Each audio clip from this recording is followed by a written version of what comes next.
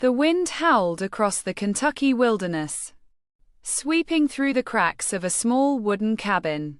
Inside, a frail boy sat near the dim light of a flickering fire. His name was Abraham, a child who spoke softly, thought deeply, and hid his shyness behind a curtain of silence. Outside, the world was vast and cruel. Inside, he dreamed of words, of stories, of something beyond the dirt floors and timber walls. His mother, Nancy, watched him as he traced letters into the ashes with a stick. "Someday," she whispered, "those letters will take you far." Abraham didn't answer. He rarely did. He was shy, too unsure to believe he could be anything more than what he saw. Poverty, hunger, and the endless toil of frontier life. When Nancy died, the boy's world fell silent. The cabin, once filled with her humming, became a tomb of grief. His father, Thomas, was a stern man, uneducated and practical. He didn't understand the strange quietness of his son. The way Abraham's eyes wandered beyond the fields, chasing thoughts no one else could see. But life on the frontier had a way of hardening even the softest souls. Abraham grew taller, his hands rough with labor, his shoulders broad.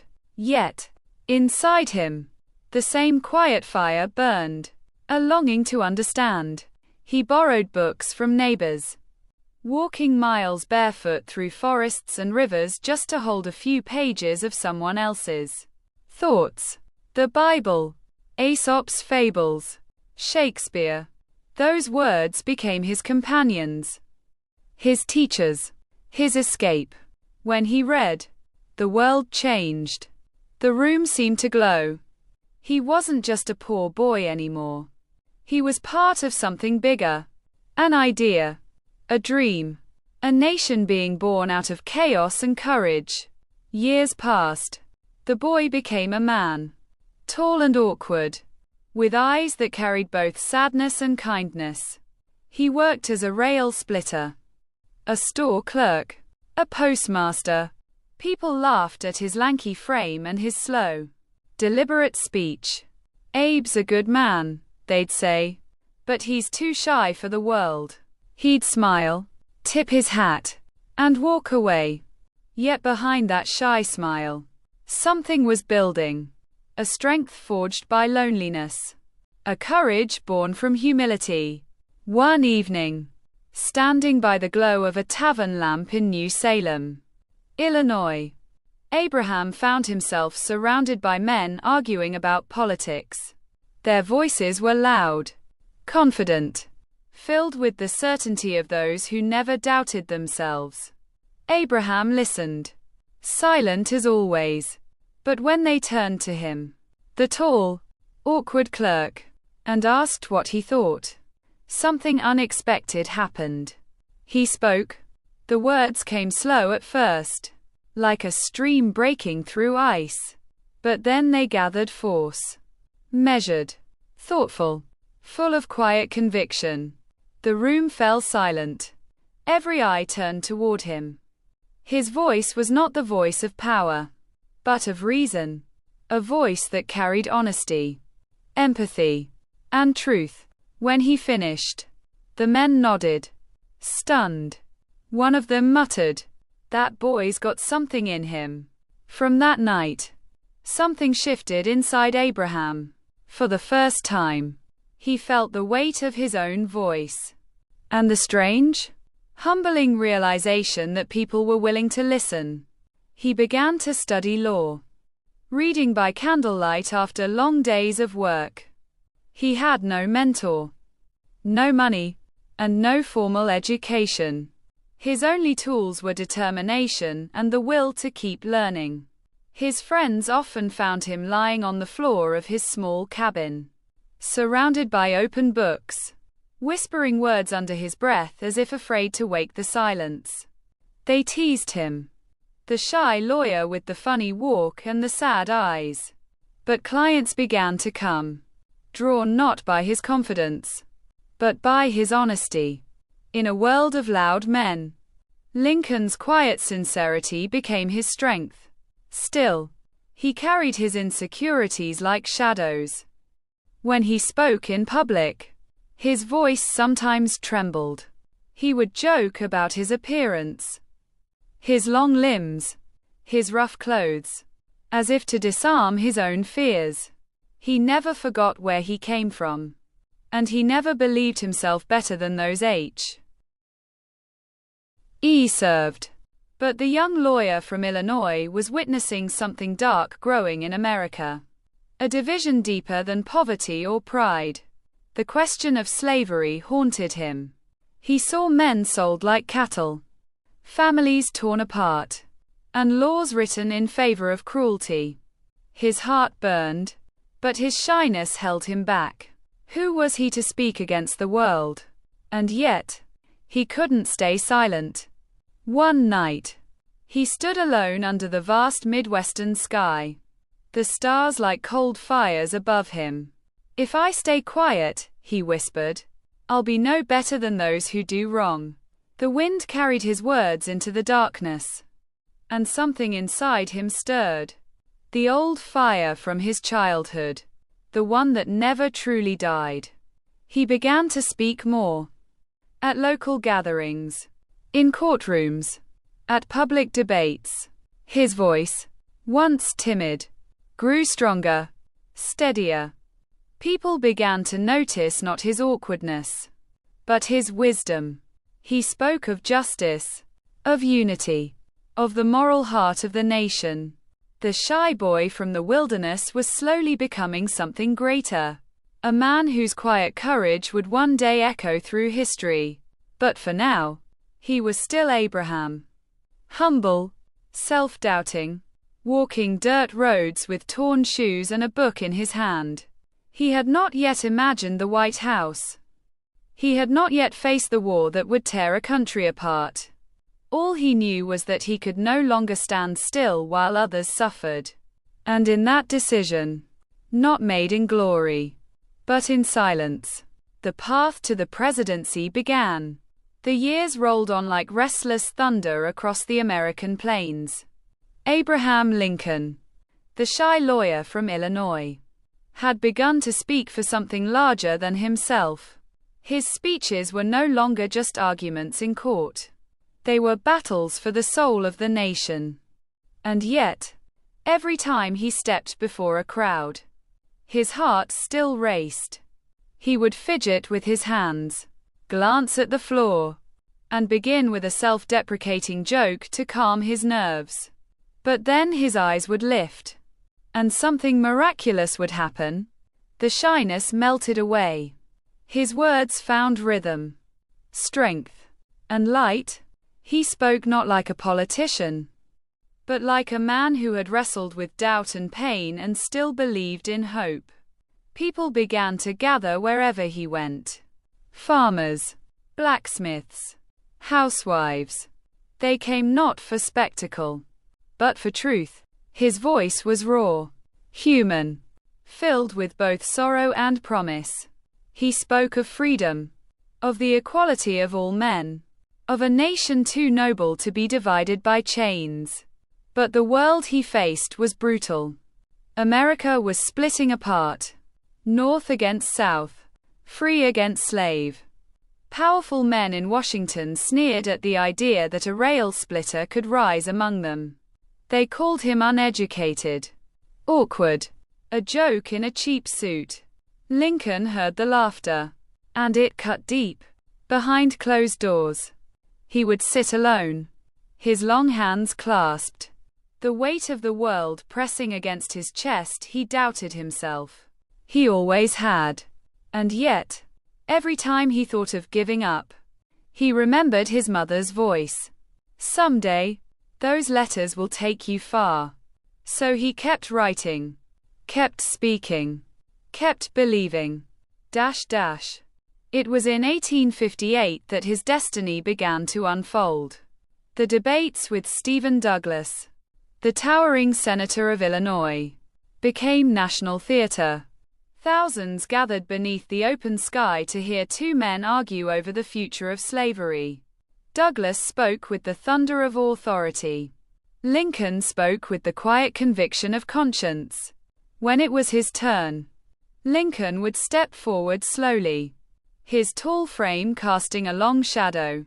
He would pause, awkwardly, almost painfully, and then, softly, begin. But as his words filled the air, the crowd leaned closer.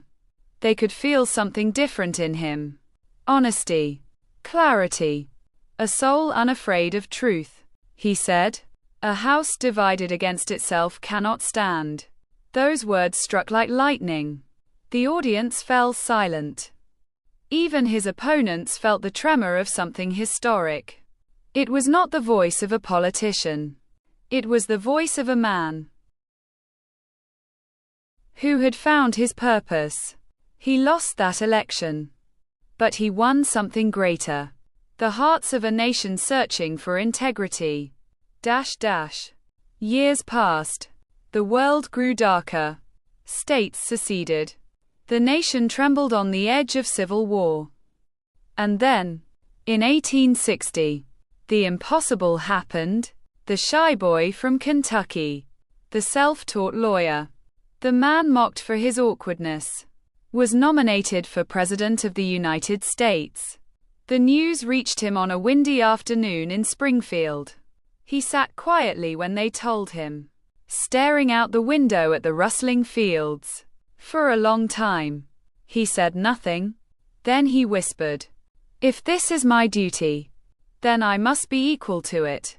There was no triumph in his tone, only humility, and a deep, solemn understanding of the storm ahead. That night, he walked home through the dim streets, the lamplight flickering on the dirt road. Neighbors cheered, calling out his name.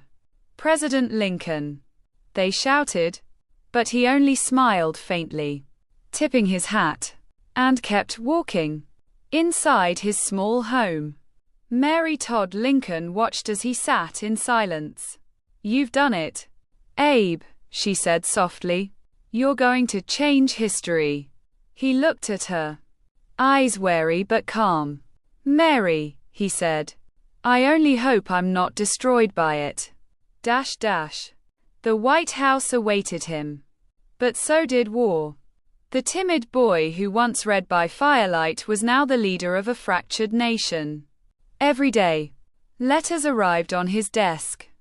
Cries for help, demands for action, threats of assassination. The weight of millions rested on his shoulders. And still, his old shyness haunted him. He would pace alone at night, whispering drafts of speeches, rehearsing lines until dawn. His advisors mistook his quietness for indecision. But those who truly knew him understood. Lincoln was listening, thinking, feeling. He was searching for the right words. Words strong enough to heal a bleeding country. When he finally spoke, his speeches carried the gravity of scripture. "We are not enemies, but friends," he said in his first inaugural address. "Though passion may have strained, it must not break our bonds of affection." The words echoed across the land like a prayer, a plea from a man who knew the cost of division. But war came anyway. The Civil War, the darkest chapter in America's story. Lincoln bore it all. The deaths, the doubt, the endless grief. He visited soldiers, listened to widows, and wrote letters by candlelight, his pen trembling as he tried to comfort strangers he would never meet. Behind closed doors, the shy man wept. He carried his pain quietly, never showing the world the weight that broke his heart each day. And yet, even in despair, he never let go of compassion. When his generals demanded vengeance, he offered mercy. When others called for hatred, he spoke of forgiveness. Then came the moment that would define him forever. The Emancipation Proclamation. The document lay before him on his desk, the ink trembling in his hand. He knew what it meant. Freedom for millions. Fury from half the nation. He paused, his heart pounding. Then, slowly, he signed his name. The pen scratched across the page. And with it, centuries of silence were broken. The boy who once whispered his dreams in a log cabin had now given voice to the voiceless. Freedom had begun. The war dragged on. Each day aged him years. His face grew gaunt, his eyes hollow, but his spirit only deepened. People began to see something almost otherworldly in him. Not power, but grace. And when victory finally came, he did not celebrate. He simply said, with malice toward none, with charity for all. Quote, "It was the final expression of a lifetime's struggle. The shy boy's belief that kindness was stronger than cruelty, and humility might yet save a nation." A few days later, he walked through Washington in the cool evening air. The city was alive with joy, laughter, fireworks, the sound of peace returning. Mary took his arm. "Do you feel it, Abe?" she asked. "The war is over. It's all finally over." He looked up at the night sky. The same endless sky he had stared at as a lonely boy so many years before. "Yes," he said quietly, almost to himself. "But there is still work to do." That night, at Ford's Theater, he sat beside his wife, the music rising around them. The people cheered for him, the man who had saved the Union. He smiled faintly, shyly, as he always had. A single shot shattered the applause. And in that instant, silence fell once more over America. But the story did not end there. Because even in death, Abraham Lincoln's quiet strength lived on. In every voice that speaks for justice. In every act of mercy. In every shy soul who learns to stand and be heard. He proved that greatness does not come from noise or pride, but from compassion. From the courage to do what is right, even when your voice trembles. The boy who once traced letters in the ashes had changed the world. And though he was born in silence, his words still echo through time. A house divided against itself cannot stand. All men are created equal, with malice toward none, with charity for all. The shy Abraham Lincoln, the man who never believed he was extraordinary, became the conscience of a nation. And that is how the quietest boy in America became its loudest legacy.